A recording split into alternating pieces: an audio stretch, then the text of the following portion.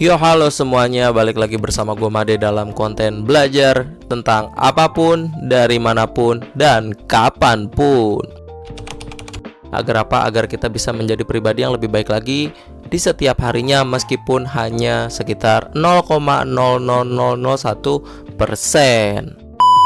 Nah, di video belajar bareng kali ini kita akan belajar dari sosok tokoh yang sangat amat fenomenal, di mana-mana ada mukanya, terutama di TikTok itu udah banyak banget klannya, identik dengan DP segitiga warna ungu atau anak ML nyebutnya Ulti Nolan. Siapa? Ya, tidak lain tidak bukan adalah Timothy Ronald. Tapi gue juga ngerti bahwasanya masih banyak orang yang memang gak suka juga sama dia. Termasuk siapa? Ya, termasuk gue sendiri.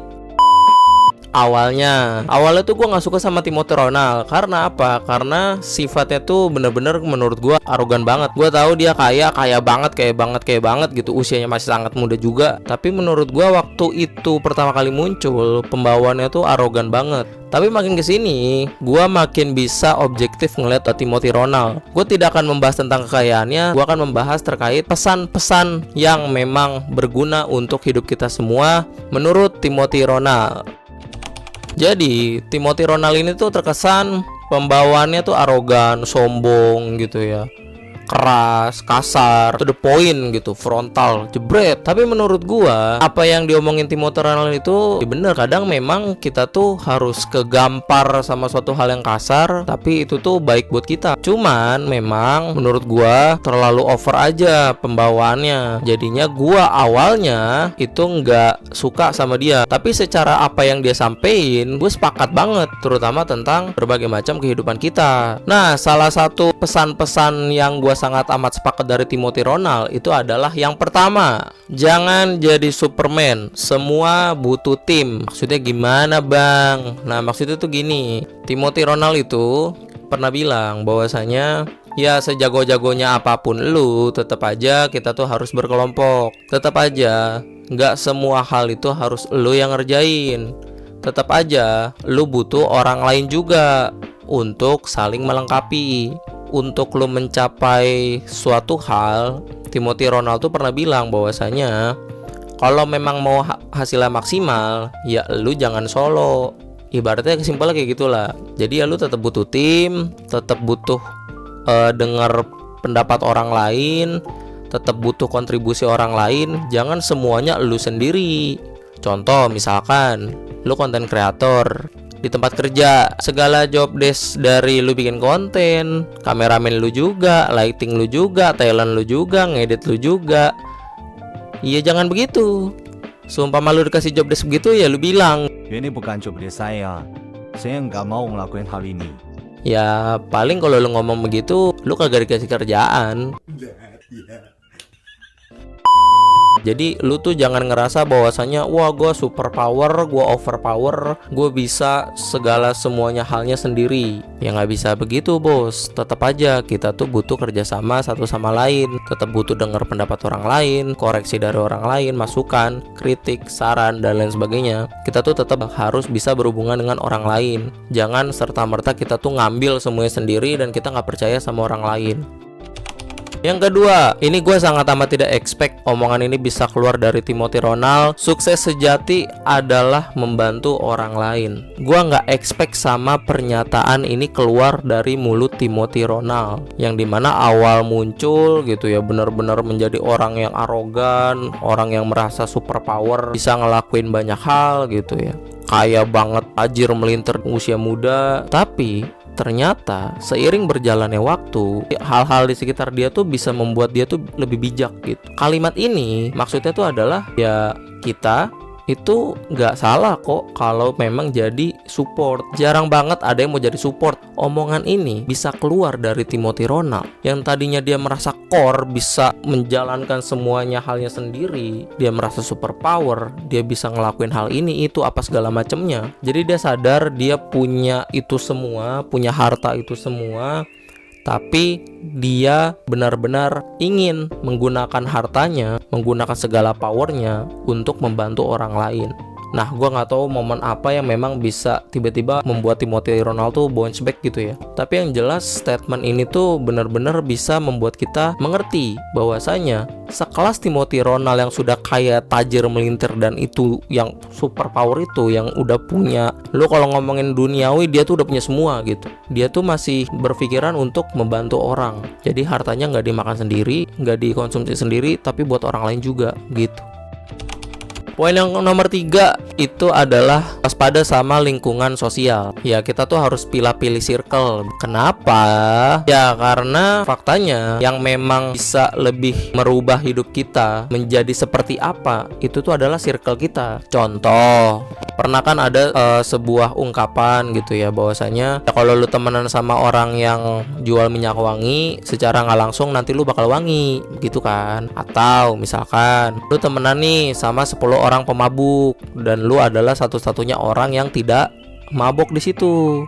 Besar kemungkinan nanti suatu akan datang lu akan jadi pemabuk juga. Itu. Jadi kalau menurut Timothy, ketika memang lu lagi grow, lagi berusaha untuk menjadi sosok yang baru dari sebelumnya, lu tuh harus pilih-pilih circle. Kalau memang circle itu tidak produktif, kalau memang circle itu ternyata membawa keburukan ke dalam diri lu, ya lu tuh harus berani bisa benar-benar cabut dari circle itu. Cuman masalahnya banyak dari kita tuh terperangkap dalam circle yang sebenarnya tuh toxic, tapi kita merasa kita tuh udah temenan lama sama dia gitu. Udahlah biarin lah gitu. Jangan malah ketika lu pengen grow terus teman-teman lu bilang, ngapain sih lu, kita ini masih muda, nikmatin aja gitu. Akhirnya kan capek sendiri. Maksudnya kitanya udah semangat, kitanya udah berambisi, ternyata lingkungan kita nggak mendukung. Akhirnya bukannya terdorong, malah yaudahlah teman-teman gue juga nggak ngelakuin gitu. Oke, pesan nomor 4 dari Timothy Ronaldo untuk kita semua itu adalah fokuslah terhadap hal yang bisa kita kontrol. Jadi di dunia ini ada hal yang kita tidak bisa kontrol. Contohnya, respon orang-orang terhadap apa yang kita lakuin. Umpama nih, kita udah baik banget, kita tuh udah nggak jahat deh sama orang lain gitu. Kita udah nggak ada masalah sama orang lain. Tapi apakah kita tidak mungkin mendapatkan musuh? Ya jawabannya pasti ada. Ada aja orang yang memang benci sama kita karena apa? Karena kita terlalu terang gitu. Jadi misalkan kita terlalu terang, respon orang-orang tuh kan beda ya. Ada yang ngerasa, Gue terbantu nih karena lu terang gitu. kasih ya udah membuka jalan gua gitu. Tapi kan ada yang kayak gini. Lu terang beda mata gue silau. Nah itu. Jadi kalau kata Timothy Ronaldo, fokus sama hal yang bisa kita kontrol aja. Apa? Omongan kita bisa kontrol. Usaha kita, itu kita bisa kontrol. Habis itu ambisi kita untuk meraih suatu hal dan lain sebagainya. Intinya adalah di prosesnya, bukan di hasilnya. Dan hasil yang terbaik itu adalah hasil yang terdapat dari proses terus-menerus konsisten.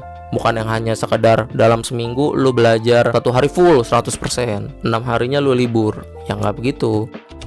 Dan yang terakhir yang menurut gue penting itu adalah jangan jadi yes man. Ya lu jangan ya aja gitu. Seumpama lu tuh udah punya goals yang lebih jauh, lu tuh harus berproses mencapai hal itu. Lu udah punya time managementnya sendiri. Nah seketika malam hari atau siang hari atau sore hari diajak temen lu nongkrong, lu tuh harus bisa mengatakan tidak seumpama lu memang lagi ngurusin hal itu. Tapi kalau seumpama lu lagi free ya udah silakan gitu ya. Nggak salah juga lu nongkrong sama teman-teman lu gitu kan, asalkan memang teman-teman lu bener. Jadi jangan jadi orang yang iya aja. Seumpama juga misalkan di tempat kerja lu dikasih kerjaan di luar job desk, padahal job desk lu tuh udah numpuk senumpuk-numpuknya job desk. Ya berani bilang enggak. Masalah dipecat apa kagak belakangan.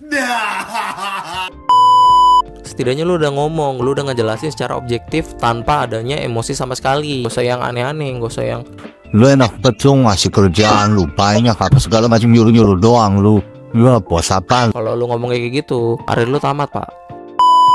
Oke, mungkin segitu aja dulu pesan yang harus kita terima dari sosok Timothy Ronaldo yang terkesan arogan, kaya raya luar biasa, super power dan lain sebagainya. Tapi mau bagaimanapun itu, pasti dia ada sisi baiknya. Dan ya sisi baiknya itu banyak sebenarnya. Semoga pesan dari sosok Timothy Ronaldo itu bisa membuat kita jauh lebih baik lagi di setiap harinya. Jika kalian suka sama konten kayak gini, jangan lupa sertakan like, komen, dan juga share ke teman-teman kalian agar apa? apa? Agar kita bisa berkembang bareng di setiap harinya meskipun cuma 0,0001%. Dan seumpama kalian memang benar-benar menginginkan topik tertentu yang akan gue bahas dari berbagai macam perspektif, itu komen aja di bawah. Ya komen aja kalian mau bahas apa, komen aja. Nanti seumpama memang topiknya itu gue sanggup untuk jawab, gue sanggup untuk bahas, maka kita akan bahas bersama-sama gitu. Oh iya, jangan lupa juga subrek, pencet tombol subreknya, dan kalau udah dipencet nyalain loncengnya. Agar apa? Agar ya ketika gue upload,